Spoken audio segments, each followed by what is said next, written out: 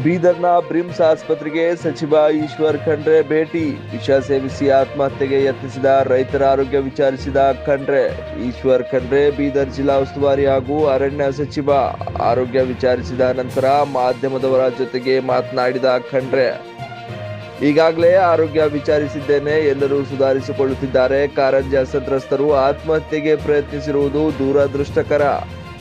ಕಾರಂಜ ಸಂತ್ರಸ್ತರದ್ದು 3 ದಶಕದ ಸಮಸ್ಯೆಯಾಗಿದೆ ಎಂದ ಖಂಡ್ರೆ, ನಾನು ಶಾಸಕ ಆಗುವ ಮುನ್ನವೂ ಸಮಸ್ಯೆ ಬಗೆಹರಿಸಲು ಪ್ರಯತ್ನಿಸುತ್ತಿದ್ದೇನೆ. ಸಮಸ್ಯೆ ಕುರಿತಾಗಿ ಈಗಾಗಲೇ ಸಿಎಂ ಅವರಿಗೆ ತಿಳಿಸಿ ಸಮಯವನ್ನು ನಿಗದಿಪಡಿಸಿದ್ದೇನೆ. ಇದೇ ಸೋಮವಾರ ಮಧ್ಯಾಹ್ನ 3 ಗಂಟೆಗೆ ಸಿಎಂ ಅವರು ಸಮಯ ನೀಡಿದ್ದಾರೆ. ಬೆಳಗಾವಿಯ ಸುವರ್ಣ ಸೌಧದಲ್ಲೇ ಜಿಲ್ಲೆಯ ಕಾರಂಜ ಸಂತ್ರಸ್ತರೊಂದಿಗೆ ಸಭೆ ನಡೆಸಲಿದ್ದಾರೆ.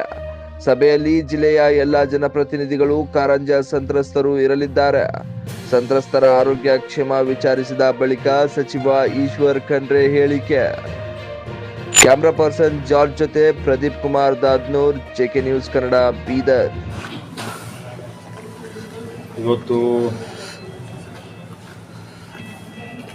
ರೈತರು ವಿಷ ತೆಗೆದುಕೊಂಡು ಆತ್ಮಹತ್ಯೆ ಮಾಡಿಕೊಳ್ಳಲಿಕ್ಕೆ ಪ್ರಯತ್ನ ಮಾಡಿದಂಥದ್ದು ಅತ್ಯಂತ ದುರದೃಷ್ಟಕರವಾದಂಥ ಸಂಗತಿಯಾಗಿದೆ. ಕಾರಂಜ ಸಂತ್ರಸ್ತರ ಸಮಸ್ಯೆ ಸುಮಾರು 30 ವರ್ಷದಿಂದ ಇದೆ. ಇದಕ್ಕೆ ಬಗೆಹರಿಸಲಿಕ್ಕೆ ಪ್ರಾಮಾಣಿಕವಾದ ಪ್ರಯತ್ನ ನಾನು ಶಾಸಕ ಇರದೇ ಇದ್ದಂಥ ಸಂದರ್ಭದಲ್ಲಿ ಸಹಿತ ಪ್ರಯತ್ನವನ್ನು ಮಾಡಿದ್ದೆ. 2004ರಲ್ಲಿ ಸನ್ಮಾನ್ಯ ಧರಮ್ ಸಿಂಗ್ ಜಿಯವರು ಮುಖ್ಯಮಂತ್ರಿ ಆಗಿದ್ದಾಗ ಒಂದು ಉನ್ನತ ಮಟ್ಟದ ಸಮಿತಿಯನ್ನು ಡೆವಲಪ್ಮೆಂಟ್ ಕಮಿಷನ್ ಅಧ್ಯಕ್ಷತೆಯಲ್ಲಿ ನಾವು ಮಾಡಿಸಿದ್ದೇವೆ. ಆ ಸಮಿತಿ ವರದಿನೂ ಬಂತು. ವಿಶೇಷ ಪ್ಯಾಕೇಜ್ ಕೊಡಬಹುದು ಅನ್ನುವಂಥದ್ದು ವರದಿಯಲ್ಲಿದೆ. ಆದರೆ ಸಚಿವ ಸಂಪುಟದಲ್ಲಿ ಚರ್ಚೆ ಮಾಡ್ತಾ ಇದ್ದಂಥ ಸಂದರ್ಭದಲ್ಲಿ ಇವತ್ತು ಸುಮಾರು 50-60 ವರ್ಷಗಳ ಹಿಂದುಗಡೆ ಏನು ಭೂಸ್ವಾಧೀನ ಆಗಿದೆ, ಇವತ್ತು ಅದಕ್ಕೆ ಒಂದು ಕಡೆ ಕೊಟ್ಟರೆ ಇಡೀ ರಾಜ್ಯದಾದ್ಯಂತ ಸಾವಿರಾರು ಕೋಟಿ ರೂಪಾಯಿ ಆಗ್ಬೋದು ಅನ್ನೋಂಥದ್ದು ಸ್ವಲ್ಪ ಕಾನೂನಾತ್ಮಕ ವಿಷಯಗಳಿದ್ದ ಕಾರಣ ಅದು ಹಾಗೇನೆ ನೆನಗುದಿಗೆ ಬಿತ್ತು. ಈಗ ರೈತರು ನಿರಂತರವಾಗಿ ಹೋರಾಟ ನಡೆಸ್ತಾ ಇದ್ದಾರೆ. ಅವರ ಹೋರಾಟಕ್ಕೆ ಹಿಂದೆನೂ ನಾವೆಲ್ಲ ಕೂಡಿ ಜನಪ್ರತಿನಿಧಿಗಳೆಲ್ಲರೂ ಬೆಂಬಲವನ್ನು ಕೊಟ್ಟಿದ್ದೇವೆ. ವಿಧಾನ ಪರಿಷತ್ತಲ್ಲಿ ಚರ್ಚೆನೂ ಆಗಿದೆ.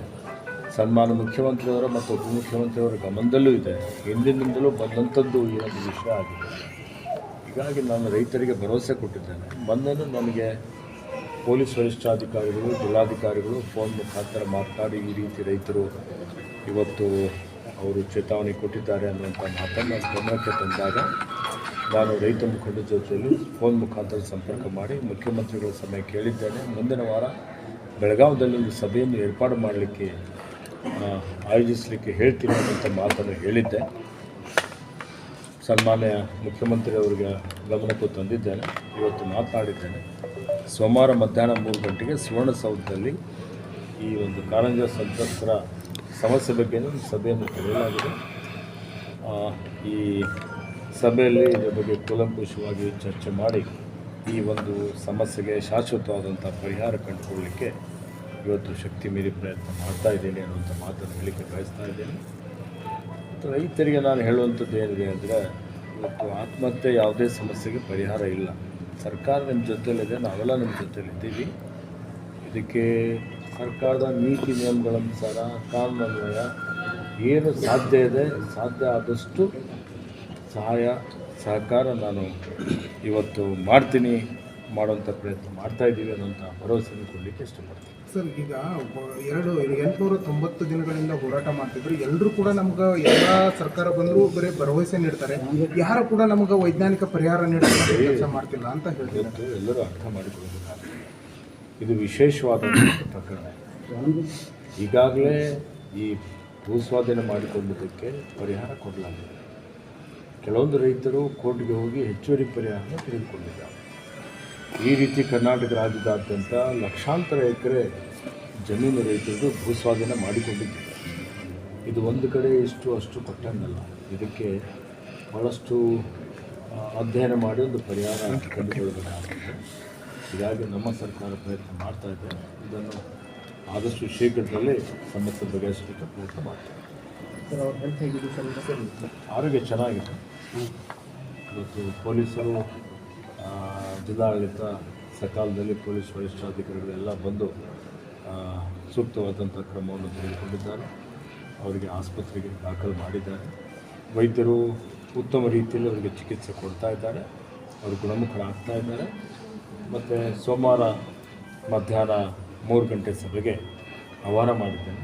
ನಮ್ಮ ಜಿಲ್ಲೆಯ ಎಲ್ಲ ಜನಪ್ರತಿನಿಧಿಗಳಿಗೂ ಏನಿದ್ದಾರೆ ಅವರೆಲ್ಲರಿಗೂ ಇವತ್ತು ಆಹ್ವಾನ ಇದೆ.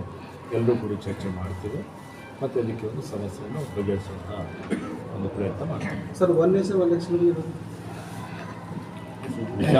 ಗ್ರಾಹಕರ ಸ್ಯಾಟಿಸ್ಫ್ಯಾಕ್ಷನ್ ನಲ್ಲಿ ನಂಬರ್ 1 ತೃಪ್ತಿದಾಯಕ ಶೋರೂಮ್ ನಿಮ್ಮ ಎಸ್ಪಿ ಟಿವಿಎಸ್ ಶೋರೂಮ್ ನಿಮಗಾಗಿ ತಂದಿದೆ ಹೊಸ ಮಾಡೆಲ್ಗಳ ಹೊಸ ಬೈಕ್ಗಳು. ರೈತರಿಗಾಗಿ ಅನುಕೂಲವಾಗಿರುವ ಸೂಪರ್ ಎಕ್ಸೆಲ್ ಕೂಡ ಲಭ್ಯ. ಹಾಗಿದ್ರೆ ಹಿಂದೆ ಭೇಟಿ ನೀಡಿ ಎಸ್ಪಿ ಟಿವಿಎಸ್ ಶೋರೂಮ್ ಮಾಲೀಕರು ಲೋಕೇಶ್ ಆರ್ಜಿ. ಹೆಚ್ಚಿನ ಮಾಹಿತಿಗಾಗಿ ಸಂಪರ್ಕಿಸಿ 8494951009.